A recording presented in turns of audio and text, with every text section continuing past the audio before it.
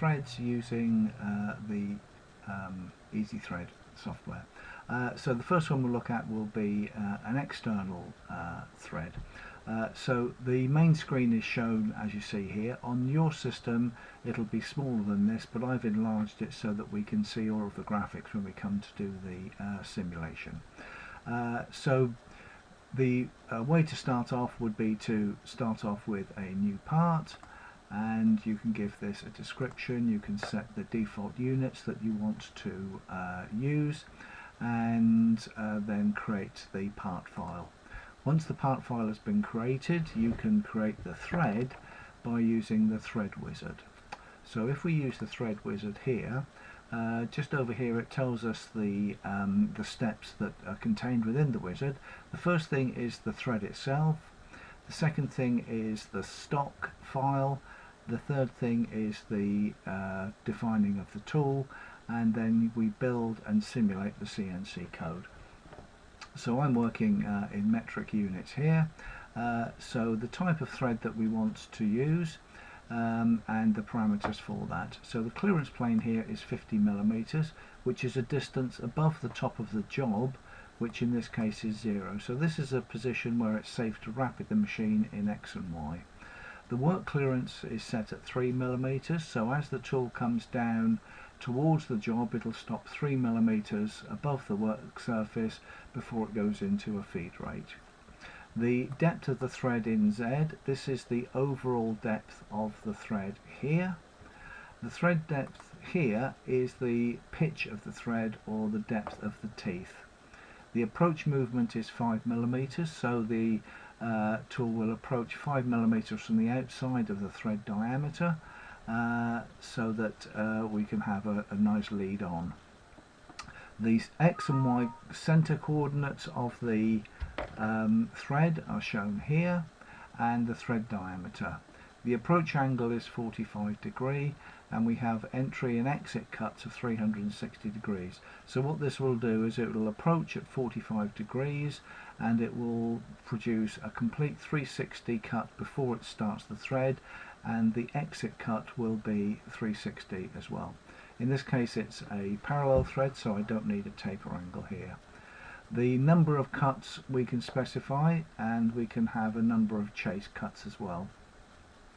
So if you have a very fine thread, you might want 2 or 3 cuts and 1 chase cut. The pitch can either be described as TPI or a pitch, so we're working in metric, so we use the pitch here. It's an external feature, and I don't want to set up multiple XY points. This would allow me to set up points where I can machine more than one thread at any one time. So continuing on to the next stage, this will build the stock model. So this is used in the simulation. If you've been through the thread wizard before and you don't want to change the stock, you simply skip this step, but we'll continue to specify the stock. So this is where we set the diameter of the stock and the length. So the length of the stock is the length of the bar, the outside diameter.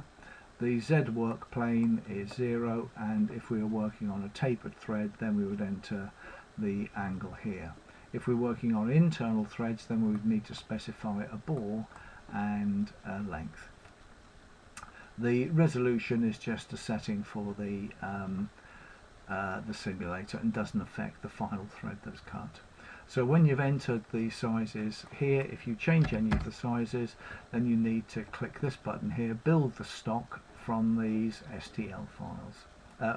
Build the STL file from these dimensions. Okay, so once that stock file has been built, we can continue, and now we can specify the tool. So we need to give this a description, the tool station number on the machine carousel. If you've got just a single station, then this is just tool number 1. The tool length is the overall length of the tool. The flute length is the length of the non-cutting flute part of the tool. The lead is not required in this case, and the caudal tolerance again is a simulator setting. The tool diameter is a diameter of the outside of the tool tip here. The flute diameter is this size here, and again we don't need a taper angle because we're cutting a parallel thread. If we want to specify a holder and an arbor, then we can put the sizes in here. The number of teeth that are used is, in this case, 1, a single point tool. The included angle, this is a metric thread, so it's 60 degrees, and the tip radius, which is on the end here, is 0.5.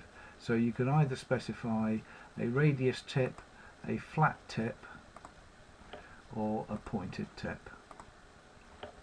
So if we're doing a radius tip here, so when we make any changes to this dialog box, we need to click the button which says build the tool image, and then we continue.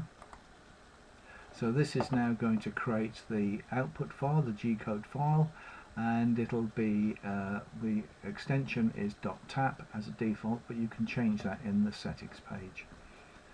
So we click save. That's saved away the G-code file, and it now calls up the simulator. So this is the tool and the stock. So when we run the simulator, we just use the forward play button here.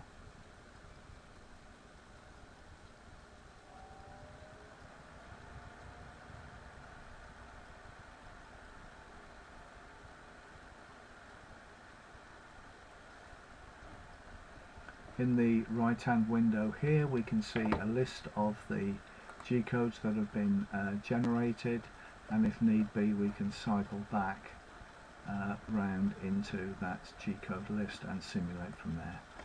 To zoom in we use the center mouse button, the right hand mouse key to pan, and the left hand mouse key to rotate.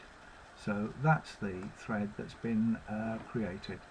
So we can close down the simulator, and we're now back into the easy thread, so we can define the next part or we can exit.